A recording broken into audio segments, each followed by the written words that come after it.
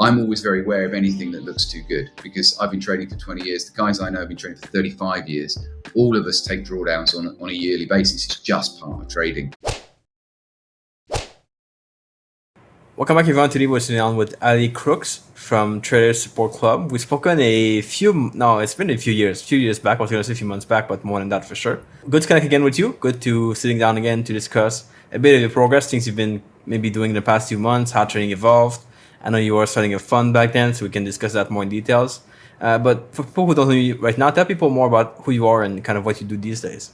Well, firstly, Etienne, thanks for having me back on. It's great to be back. So I've been trading myself for 20 years. I trade my own money. And as you mentioned, I've got my own fund. And I also run Trader Support Club, which has multiple trading rooms. And I've been coaching traders both one-on-one and in our trading rooms for about the last 12 years. So that's a little bit about me. But yes, it's been an interesting journey, as you can imagine, going through your own trading and also coaching other people. You learn a huge amount about yourself, and you also learn a huge amount about others in terms of psychology and risk management and everything. So it's a fun journey, whether it's me going through my own journey or whether or not it's coaching somebody else. Interesting. Now we hear a lot about, like, sometimes I talk to people about their story, like how they become traders and everything, but tell me more about how it is to maintain trading, because a lot of people think you just get successful, then you're there forever and you're good after. How does it look like to maintain that successful trading mindset or habits over time? That's a great point, because I think I see that a lot with people that come into Trader Support Club. They think they're going to reach this point where it's a bit like the oasis in the desert. They're going to reach this point and everything's going to be okay. And I think it's because often people think almost in a linear way about something that is the markets, which is very fluid. So for me, I think regardless of whether you've been in this game for 5 years, 15 years, or even longer, there's always challenges because the market is always different. There are elements that are the same, and there are patterns that I look for, and I know other traders will look for. But you're constantly evolving and growing, and it's a little bit like that old saying: if you're not growing, then essentially you're dying. So for me, it's the same. That trading is always a challenge, and one of the things I learned from one of my first coaches was that you're in a dance. So sometimes you're leading and things feel great. Sometimes you're more on the back foot. So for me, the way that you maintain that is that you accept that trading is going to be a challenge. I think a lot of traders, like I've said, think they're going to get a year down the line, or they use the phrase of, well, when I get to this point, everything will be all right. And I think if you early on in your process can accept that what you're getting to do is extremely rewarding. And if you think about the number of people that attempt to trade versus the number of people that are actually successful as traders, I think if you can accept that as a result of that, you're going to be in a very small minority relative to the number of people that actually try it, that acceptance that it's going to be challenging, and there are always going to be challenges. I'll give you an example. Last year, 2021, I had a great quarter one, but I made no money in quarter two. It was about 3 or 4 weeks into quarter three of 2021 before I made any money. Now, as somebody who's been trading for 20 years, that's the first time that I've had a whole quarter where I've essentially been break even. So even for me, after all this time, that it didn't stop me trading. It didn't mean that I broke my rules or did anything different, but mentally that was a little bit different for me. So even after 20 years, things can come along that you're not necessarily expecting. And I think if you can relish that and enjoy it and see it as a challenge, rather than hope that you're going to have all your problems in the first year and then everything's going to be perfect after that, you're mentally equipped much better to deal with it. It's the traders that think, oh, I'm just going to get all my problems out of the way in 6 months and everything will be fine. They then get a shock. So I try and do this with myself, and I install it in the traders I work with, that this is a constant journey and a constant challenge. And really, if you're not willing to accept that from day one until the day you stop trading, you're going to make it a lot harder for yourself, I think. I think the same thoughts and the same feelings and the same problems still come up, like no matter how many years you've been trading, you just deal with them in a different manner than when you started trading. And that's the biggest difference. Yes. Yeah. The analogy I use with people is I still get affected. It's not that I am immune from a losing run, or that I don't, if I finish the month or I finish the end of the week and I've had a really good week, I'm still in a better mood than if I'd had a bad week. But I always say that the volume level is at a level 1 or 0.5, whereas a new trader, very often the emotional response, if it was measured in a volume on a volume knob on an old stereo, would be at a 10 or a 12. So if they have a good week, they're elated. If they have a bad week, they're really down in the dumps. Whereas for me, I'll still feel good off a good week or a good month or a good quarter, and I won't feel as good if I've done badly. But the amount that it affects me is a lot less, because, like you said, you learn different mechanisms, and it's the same as going to the gym. If the first week you go to the gym, you lift weights, the response your body's going to have is you're going to be in a lot of pain.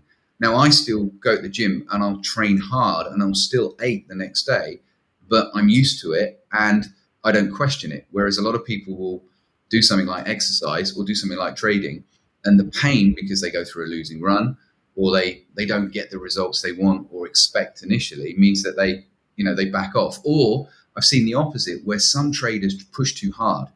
So, they hit a losing run, and in the first 3 months they try and out trade the market and, end up giving more back. So yeah, you're right. I think how your coping mechanisms develop, as long as you have a high level of self-awareness, or you're getting feedback from somebody on how to do that. I've worked with traders that have come to me after 8 years, and all they've done is actually keep repeating a similar set of mistakes because they haven't had the self-awareness to see where they're going wrong, or they keep buying a new strategy off the internet, or they keep trying a new indicator. You've probably seen it, where somebody will just hop from different things, and they can spend 8 years making the same mistakes. Or you can have a trader that loses a chunk of money in the first 6 months and realizes that they need to do something different. So your self-awareness is very, very important. And the traders that I see that make the biggest progress, one of the things, it's not that they're without faults, or it's not that they don't make mistakes, but they have a high level of self-awareness of where their strengths and their weaknesses are. I think we got to talk a bit more about that. That's a very interesting topic of like repeating the same mistakes over and over again. Maybe it's not like for 9 years or 10 years or so on, but some people do this for a couple of years, maybe 1 year, 2 years, 3 years, and they're stuck in that cycle. So how do you get out of that? Is there like a way to start to change things up for people who are in that situation right now? Yeah, I think there are certain ways, and that 8 or 9 year example is an extreme. Most of the people that come to me, and I'm sure the people you speak to, are in that sort of 1 to 2 year environment, and I think part of that is good, that they're just grinding it out, trying to get better. But I think it comes back to what I've just said, which is a level of self-awareness. And what I will do with clients is I will look at their personality. I will look at their patterns of behavior. So one of the things that I'm very big on is recording trade data. So recording, not just the standard stuff that you record with your trades, but journaling and recording and looking at patterns and looking at how you behave in what I call extremes. So a classic extreme is a winning run or a losing run. So where your trades are out of the average or out of the norm. So let's say, for example, you have a 4 or 5 trade losing run. A trader that's been in the game for 6 months to a year, that's usually where they're more likely to have a negative response, where they'll either overtrade or they'll undertrade. So at that point where their results are more extreme than normal, that's when they're at their potential biggest risk. So as a trader, if you're out there, is look at your patterns of behavior relative to the results that you're achieving. So let's say you have a losing run and then you keep over trading. So potentially measure your trade frequency around losing runs. This was a big thing for me. So when I started out, what happened was, if I had a losing morning, because I started out as a day trader, I don't day trade anymore, I swing trade. But if I had a losing morning, there was a direct correlation between the number of trades that got placed on that day and whether or not I'd had a losing morning. So my trade frequency would go up if my mornings were negative. And that was a real red flag for me, because what was happening was I was trying to trade and recoup my losses that I'd had that morning. Whereas if I'd had a winning morning, or I was fairly flat that morning, my trade frequency would be lower. So that was down to me collecting my data, but me also having somebody that I could bounce those scenarios off. So I had a trading coach that I was able to help. So yes, the obvious answer is have somebody that you can work with. The challenge is a lot of people will, and I've seen this, a lot of people will have a trading buddy, and a lot of the time all they're doing is sharing war stories or sharing sharing, sharing their pain or their anguish or their frustration, or sharing their good moments. But what they're not actually doing is holding each other accountable or looking at each other, coaching each other. So having somebody that can coach you and look at what you're doing objectively is great, but you can also do that yourself. So, keeping on top of your data, seeing the patterns in your trading behavior, and being aware and accepting that the chances are that there will be elements of what you do that you're good at, but having the self-awareness and the lack of ego to realize that there are weaknesses there. I still see this in my own trading. I still see weaknesses in what I do even after 20 years. And having that, being able to say, okay, I'm going to work on that, and not being results dependent, being process orientated. I see that too much with traders is they think they've cracked it because they've had a good week, or they've had a good month, or they've had a good quarter. And they're focusing they're focusing how good they are based on their result for that period. Whereas if they were able to look at their performance, not just their numbers. So I say to all the traders I work with, look at your numbers, but also look at how are you performing. Trade compliance is a good one. How strict are you at taking the trades when they set up? And that comes back to journaling. So. Yeah, but the other point you make, kind of, which is also really important, is the fact that journaling and like trade data is not just about your win rate or about your profit factor. You can go a lot more deep into it and kind of find patterns that you wouldn't see at the surface. You wouldn't see if you just look at your stats and your graph over time. You can go deeper and kind of find more stuff, more information about that, how to get better. I think that's good. And I think one of the things that's really important on that is I'm a big advocate of traders recording their own trades. So sometimes what a trader will do is say, oh yeah, I collect my data. But what they do is they download a CSV file of their results from the broker. Now, that's better than nothing, but I'm a big advocate of actually physically writing down the trades that you place. So inputting them into a spreadsheet, inputting them into some form of journal, because it forces you to take a little bit more ownership over that trade, and you can do that as you're going. So it's very easy to critique a trade post-trade, and if that trade was a loser, go, well, I obviously did this wrong and this wrong. But if you're actually journaling as you go, you're far more likely to be objective, because the classic one is if a trade wins, the trader will say, well, that was great. And they will miss things that they could have still done wrong with that trade. If the trade loses, it's very easy to critique that trade from a negative point of view. I was literally working with a guy yesterday, and he's had his first 3 weeks. He's a new guy with us. He's had his first 3 weeks day trading, and he's actually got a high level of trade compliance and he's profitable. But all he can focus on at the moment is the trades that he missed. And I'm like, yes, we still need to look at those, but he's putting all his energy into the trades he's missed rather than looking at what he's also doing positively as well. So for me, I think it's really important that by journaling, you look at the positives and the negatives of what you're doing as well. Interesting. And so that we can go more into that. I think that's a big topic people need to be aware of. But I want to kind of go back on what we discussed in the past interview we've done a few years back. You mentioned you were going to start a fund and trade other people's capital. How does that turn out, and how does that go right now? It's going very well. So I've been trading that now for about 18, 19 months. It's gone very well. We're in the mid 20s in terms of percent return. So it's up about 20% for 18 months, which for me personally is quite low. So I would look for a much higher return and achieve a higher return with my own trading. But obviously when you're trading a fund, what's been interesting about that is the people that are in that fund come in with different amounts of money. They come in with different risk parameters. So what's interesting is focusing on drawdown, not only from a mechanistic point of view, as in how I want to run the fund, but also from myself. So for me, what I wanted to do is be able to deliver returns, but deliver them in a way where there isn't necessarily quite the same swings that a trader would have with their own account. So I decided when I set up the fund that I would put 6 figures of my own money in, because I wanted it to be a fund where I wasn't just trading other people's money, that anybody that put money into that fund knew that I had my own money behind it. But even so, I've traded it in a slightly more conservative way than I would if it was just my own money. So I'm pleased with the performance. Obviously, I would like more, but I want to maintain a consistent level of performance rather than it simply be where, people can be 20% up 1 month and then down 5% the next.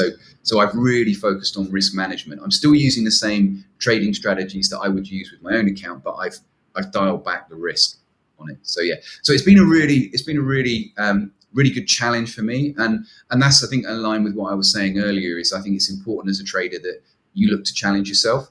You don't want to step too far out of your comfort zone. And I say this to the guys that I work with and train. You want to be constantly pushing yourself towards that edge. So for me, it was a great challenge and I'm enjoying it. And I also wanted to differentiate myself from a lot of the other educators that were out there in the UK. I wanted to be able to do this because you had to have a good track record to be able to do it. And the guys that are running the fund via the regulated entity that are running it in the UK, I wanted to do that, and they wanted to work with traders that had obviously got a track record. So yeah, I'm really enjoying it, and the plan is to be doing that continually ongoing now. So it's been great, really good. What I want to hear more about is the dynamics of managing a fund or like other people's capital. Some people think it's a lot of pressure. They don't like this to do long term, but some people think it's more like a job, so they're more disciplined. They kind of follow the things better. How does that feel for you? Is it like a mix of both, or do you have some tough times, some better times? I think for me, what it's done is it's highlighted for me how it is for a new trader coming into the business. So for me, I was very, very conditioned to trading my own money. I'm used to it, used to seeing that progress, the ups and downs. What I found, especially in the first 6 months, is I was a little bit more dialed into the result. And obviously with a fund, you're delivering your result on a monthly basis. So I found myself being a little bit more concerned with the result short term. So it didn't affect my discipline. It didn't really affect my trade execution. I didn't see it day to day as anything more of a, I didn't see it as a bigger responsibility because I had faith in my strategies and what I was doing. But what I found was I was a little bit more concerned about the result month by month. Whereas on my own account, if I ended the month and I was down 2 or 3%, I wouldn't be concerned. But when I was, putting the figures in at the end of the month to the guys at the regulatory body, I was like, I was a little bit more concerned. So it made me turn the volume up a little bit on my own emotions, and it brought in a little element of recency bias, which again I don't think is a bad thing, but certainly for me in terms of the amount of money, because I'm used to trading quite big sums of money of my own, it didn't seem a huge leap like that. But yeah, on the short term, I noticed myself being a little bit more concerned with the result. But again, over time that went away. So yeah, I've really enjoyed it. I like it because it's another string to my bow, and the way that the fund is set up, I'm trading the same strategy. So I suppose it's a little bit like guys that go in and do prop firm challenges and things like that. I think the big thing with that, and I'd say this to my clients, is if you can structure the trading that you do for a prop firm challenge, or if you are managing other people's money, if you can structure it in a way where you're not doing anything that's hugely different to what you're doing with your own trading, then you've got a far better chance of success. Assuming that the way that you trade yourself, you're managing risk and doing everything correctly. So what would be your advice for someone who wants to start either in a fund eventually, maybe they're like a newer trader, but they want to start a fund eventually, or they want to get to a prop firm and trade for that prop firm? Are the skills that are required for trading successfully also apply to prop firm, or do you have to kind of do other things to be able to succeed within the investors world? I think that there's a lot of things. There's a lot of things that go on. What I've seen with people that have come to TSC as well, that are wanting to trade to get prop firm qualified, is that it's very easy for them to adjust their trading because they're so transfixed on achieving the prop firm goal. It's different for me managing the fund because, yeah, I'm there to make a profit for people, but I haven't got to achieve a certain percentage by a certain point in time without a certain amount of risk. Yes, I'm very much focused on my fund on minimizing the drawdown, but I haven't got to achieve, say, 10% or 5% by the end of the month or the end of the trading period. So I think when it comes to trading with these prop firm challenges, I think the goal, as I've said, is yes, you've got to hit a certain point, but I would work towards that. Get consistent with your own trading first. I see a lot of people that have shown no consistency in their own trading, but they are hyper focused on achieving whatever the prop firm challenge is.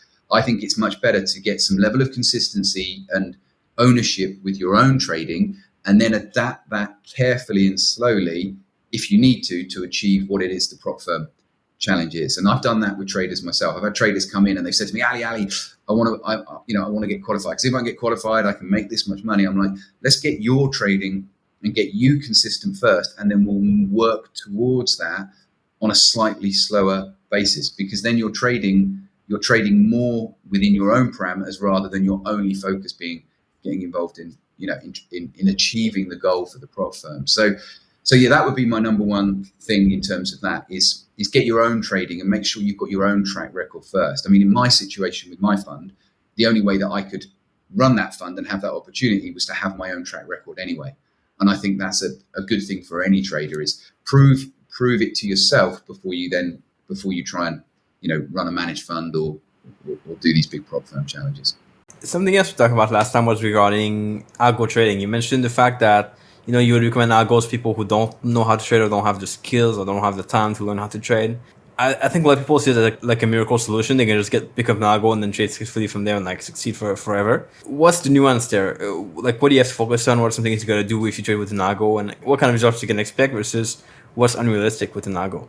I think that's great. I think it's a great question. I think the overriding principle I always say with algos is context. So it's a little bit like what you've just said. Some people think it's a miracle. So the challenge with a lot of people have is they will have tried to trade, and let's say that trader has struggled with discipline. So they've struggled to maintain or take the trades when the trades come along. One of the big challenges is often people think the algo is the solution because they haven't got the discipline. Well, I've seen traders that have thought that by buying an algo, they can hand the discipline over to the algo, but then the algo has a losing run. What do? They turn the algo off, they change it, they become unsure. So an algo is not a solution to a trader who has a lack of discipline or a trader who hasn't really owned their own trading. My view, again, a little bit like what I've said about the fund, is algos are there to improve what you're doing. Now, let's say you take a trader who's got no time at all. They want to profit from trading, but they've got no time at all. So they want to run an automated system. So the challenge there, most people will, in that situation, buy an algo and have no idea about the success, no idea of the strategy, and won't take the time to look at the algo's drawdown periods, worst losing runs, how often does the strategy go into a drawdown. So even if that trader has no time at all and they just want to run the algo whilst they're running their life, they need to find the time to take what I call ownership of the strategy that algo is running, so that they understand the data behind it, understand the positives, the negatives. So then that trader has a greater chance of continuing through that algo. You know what it's like. Every single system goes through losing periods, and every trader you tell that to, they'll nod their head and they'll logically understand that. But then the algo hits its first losing run and they turn it off. So I think that's the key thing, is if a trader is already trading like myself, I only use algos for convenience. I've just been away in the States. We got married. We were 8 hours out of whack in terms of time. So for me, the algos that I use were brilliant, because all it meant was I didn't miss any trades while I was away. But I was still getting up, even though I was out of the regular hours. I was still doing my analysis. I was still getting my trade shortlist, and I was still clear on what trades I was going to place. The algo was there for me from a convenience point of view.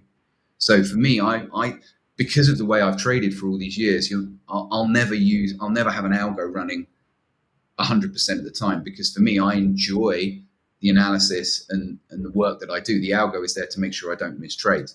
If it's somebody that wants to run an algo full time, I think they really still need to make sure that they own the strategy and understand that strategy before they do it.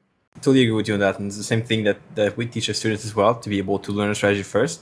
And also, there's still a lot of things you do in trading manually you would do with the algo also, like the review of your stats, all the analysis, all the kind of finding ways to make your strategy better, adapting to the current market environment. All these things are things you got to still do with the algo. So it's never like a free thing, like, oh, you just run the algo 24/7 all the time. It's more something where you have to, maybe like a different skill set, but still there's some skills to learn and to master within algo trading. I'm working with a guy at the moment that is running a lot of mechanical setups, so less directional bias. So very much picking certain points in the market and trading both long and short, and it's very mechanistic. And he's building an algo for it. But he's done all the testing. He's worked through all the numbers. He knows the strategy's strengths and weaknesses. So he's in an element of ownership. It's a different way of doing things, but like you said, but he's done the work up front. Now, tell me about testing, because when people see algos and then maybe they go on like a word marketplace somewhere and they see like an algo, like a perfect equity curve that goes like up super fast. But then they see this algo here that's more like a choppy kind of equity curve that still is normal, but not as beautiful as the other ones online. So what can you expect versus what's like over optimized and like not going to work in the market? Is there like a way to tell or to figure out? I think inevitably, one of the things, I mean, it's stories I've heard from other people that have come to us. They'll say they bought this algo, they had the perfect equity curve, the hockey stick doing that. I think often that is where, that algo's been tested on a small size, and then the story. It then gets sold to 10,000 people. They're all using the same broker. It then ends up not working. So I think it comes back to what I say to all my traders is the expectation of drawdowns. I meet with 3 other traders that have been traders for twice the time that I have every Christmas. So we all sit around and none of us get to the end of any year and have had an equity curve like that. All of us have drawdown periods. So I think having that expectation that whatever strategy, whether you're trading it yourself or whether it's an algo, that there are going to be drawdown periods, I think is key. I think, is it wrong to run away from an algo or a system that you see online that's got an equity curve like that? I wouldn't say absolutely yes, but I'm always very aware of anything that looks too good, because I've been trading for 20 years. The guys I know have been trading for 35 years. All of us take drawdowns on a yearly basis. It's just part of trading. So I think that's the ultimate one. In terms of percentage return, again, a lot of people will go, well, this strategy did 30, 40% this quarter. I'm like, well, what was this drawdown? People are so tuned into what the strategy is making. Look at the risk allocation of it. How many trades are you in at any one time? All these things will factor into the success. And as I say to my guys, whatever success you get, whether it's 20% a quarter, 50% a quarter, 50% a year, whatever the return, what's the price that you pay for that? And inevitably, you usually pay that in terms of drawdown periods. And I think that's where equity curves that look very smooth, and obviously an equity curve will smooth out over time as well. So, delve into the data, look for the worst performing periods, look for the longest losing runs, see how frequent they are, and then ask yourself, are you willing to pay that price? Now, here's a scenario that a few traders I know went through. They do a backtest. They see this strategy that's like pretty good. They have a decent drawdown. Let's say it's like a 10% drawdown. Then they have a pretty good like returns on that. But then they get traded live, and then they have a 20% drawdown the first week or the first month. How would you kind of figure this out? How would you go from there? Good. That's a great question. One of the things when I'm working with traders very closely is we make the rule, and I learned this from a guy. I learned this from a guy who's very successful in business in the UK. He used to be on what we call the Dragon Den program. And I was having dinner with him once at this charity ball, and he said one of the rules that he has when he looks at a business is he halves the profits and doubles the time. And if it's still a good business opportunity, he'll look at it. And I do that with anybody that tests. So if somebody comes to me with a set of results, I'll look at the positives and I'll look at the negatives. So exactly what you said there. If that person's at a 10% drawdown, I would get them to go into their trading, not necessarily expecting a 20, but at least expecting a 15. Because ultimately what happens when we backtest is we bias the results. If it's manual backtesting, people will often not factor in the spread. Silly example, let's say they've got a target on a trade hits that target on a backtest, they'll include that as a winner. Well, by default, when I teach backtesting, I say price has got to at least do the spread above your target, or price will if it's very close to the stop, I would include that as a loser. So a lot of people are what I would call best casing their backtesting rather than worst casing it. So whatever set of results somebody comes into with me, I will always look at whatever drawdown it is and add 50% on and say to them, expect at least 50% more.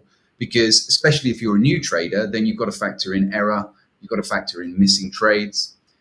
If they are backtesting through an algo or mechanically, again, there's all these little things that can go on with brokers when things are happening real time. So the simple answer would be half the profits and add 50% to the drawdown. And if the results are still favorable for you, then go for it. So that's how I'd look at it. That's very important because a lot of the educators online on trading say, "Oh, like until you reach your maximum drawdown, don't do anything." That's fine, but then like you reach the maximum, then you should come back to being normal after again. And you should be in profit. But you're saying it's not just about the maximum; it's about more than the maximum possibly. And that's like a big distinction to make, is people are focused on like this number, the maximum one, and then when it gets there, they're like panicking or something. But they need to be able to understand that they need maybe more data, more time to make this smooth out and go back to normal. And we have to remember sometimes is when people are backtesting, they're backtesting a certain frame of time. Let's say, for example, they go back 3 years. It's very easy as humans. I talk about recency bias a lot. So I talk about us focusing as humans on what has happened most recently. Well, that time frame can be expanded out to 3 months, 3 weeks, 3 years. It can be expanded up or down. So if a trader's got 3 years of backtesting, they tend to psychologically think that those 3 years encompass everything that's happened with that strategy. But they don't know that the 6 months prior to that 3 years that they tested, that strategy showed a performance that was much worse, or that strategy showed a performance that was much better. So they tend to look at that 10% drawdown in that 3-year period as the absolute worst that it could ever do. Whereas prior to that, it could have done a 15%. So I think it's very easy to get transfixed into that testing period and not understand that that strategy may have had better or worse fluctuations either side of that. What would be the way to go if someone does a back test, they have pretty good results, but then they get live and the results just kind of completely crash and they found the strategy is not working for any kind of reason? When should they kind of drop it and move to something else? Should they drop it after like a month, a week, or so on, or how do they know when to stop? If it's a swing trader and they've been trading for a month, I would say, well, no, you've not given the strategy enough time. So again, this is where the measurement of trade frequency is very important. So I would look at, personally for me, I will run my swing strategies for an entire year before I would consider dropping them or changing them significantly, because I know that my trade frequency works out at about 100 trades per year. Well, I need those 100 trades and I need the data for those 100 trades before I would consider saying this strategy isn't working or needs optimizing. So as a swing trader with 100 trade frequency over a year, changing something at the end of the month or dropping a strategy at the end of the month, even if it's doing badly, I wouldn't do.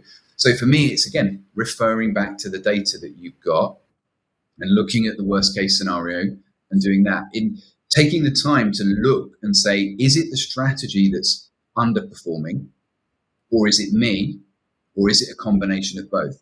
So let's say, for example, the strategy is going through a drawdown and you're sitting there going, I don't think the strategy is working.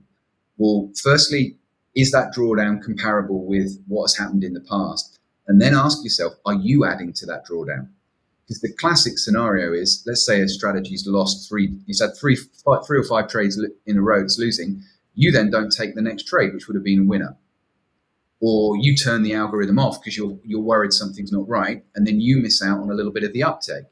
Then you turn it back on, strategy starts losing again. So then all you've had is losers, but you've missed out on 2 or 3, 2-1, 3-1, 4-1 winning trades that would have offset that a little bit. So it's important to distinguish, is it the strategy, is it you, or is it a combination of both? Because sometimes that example you use where the strategy is losing, the strategy on paper is losing 10%, but you've lost 20, that extra 10 could be down to you. And it's the same the other way. You've got to look at it from the upside point of view. Traders can get carried away because they're on a massive winning run, but they need to still evaluate whether or not that is the strategy or it's themselves. Now, with an algo that's running the strategy automatically, they're less involved. But again, that relates back to the data. So it's hard to say specific for the trader. I think it's important for traders to have cut-off points. So, for example, with my fund, I have to have, by law, I have to have a cut-off point on that fund. That if I was to have a big drawdown, if I was to hit 30%, automatically the fund cuts off. So I think for traders, they need to have an evaluation point. So again, if the drawdown is 10%, they may say at 15%, I'm going to stop and I'm going to evaluate what I'm doing at that point and have that clearly written down, because it's very easy to have that in your mind. And then when that strategy reaches that point, they then keep trading. So I think that's an important one. Have a cutoff point, but again, it's very dependent on trade frequency, whether you're day trading, swing trading, and how many trades that strategy averages. Yeah, in the moment you think differently. It's never the same. So you might have like a really good plan, really good strategy, but then when you get in the moment there, then it's different. So that's when you want to plan these things in advance. This is a good discussion, and I know a lot of people are struggling with the backtest part of things. They're struggling about like being able to trust the strategy when they get live. Do you have any advice on someone who has a good backtest but are not sure? They're still not kind of ready, or they don't feel secure to go live yet with the strategy because they think it's going to fail after, and they don't want to lose all their account or blow up their account because of that. This is a great point because I'll have this discussion with traders that I'm working with. So one of the things I see is traders will usually demo trade for too long. So one of the fears they'll have is they're a bit scared of going live because of losing money. So as a result, they'll demo trade, but they'll demo trade for too long. So for me, demo trading is there to get you used to making sure the strategy works, or if you're trading manually, that you can deliver on it. It's not there as a substitute for real trading. So ultimately, I always say that you get paid to take risk as a trader. That's how you get paid. You have to be able to handle risk. So at some point, you've got to be able to push the button. So there is an element of just having the courage to swallow it and get going. But have a look at the strategy performance. It might be that the recent performance that you've been testing is very positive. So as a result, it might be that strategy based on averages is drew a little bit of a drawdown. So what I've seen this happen with loads of traders is they'll start trading a strategy and they'll go, typical, when I start trading it, the strategy loses. But on paper, it was doing great. I'm like, yeah, well, it was doing great recently because it was above its average performance. So it's not a case of them waiting to try and guess when that strategy is going to start performing well. It's just accepting that actually, isn't it great that I can get this loss out of the way now? And again, it comes back to what we were saying earlier. Losses are inevitable. Drawdowns are inevitable. So I think it's a case of reframing your mind and saying it's much better that I get the loss out of the way now than later. Obviously, it's nice to get into a profitable period. And then if you hit drawdown, then that drawdown is coming out of profits rather than equity. But as a trader, you can't control that. So you have to become good at accepting and dealing with risk. So there isn't really a way out of that. I think the key thing is just to be aware that you don't substitute trading live with demo trading, because the challenge with demo trading is there's still an emotional response to demo trading. So I've seen traders kid themselves. Well, I'm still learning, and I'm still getting the highs and lows. I'm like, you're not getting the same highs and lows as if you were trading with real money.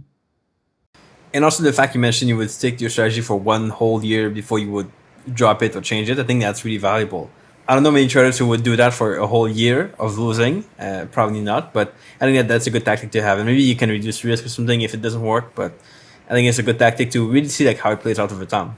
It's most people like over 10 trades, 20 trades, you can have a couple of losses, and that can just not be the real result. So that's a really good advice. I really appreciate that.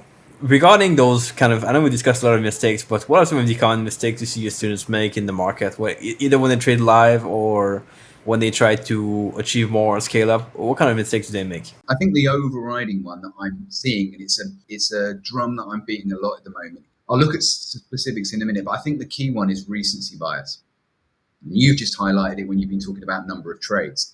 So I think the biggest mistake I see traders make is being too influenced by what has happened over a short-term time period relative to the time period they trade.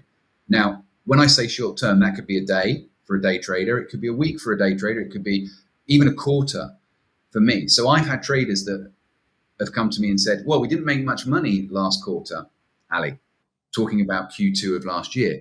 But this is what's key. I was like, yeah, but look at quarter one and then look at what we did for the next two quarters. So I think the biggest mistake traders do is they focus on what is happening right now and make that too much of an absolute. So if they're hitting a losing run, they don't think they think the strategy is not right. They think it's not working. If they're hitting a winning run, they think they're king of the world. They think they're the best trader out there.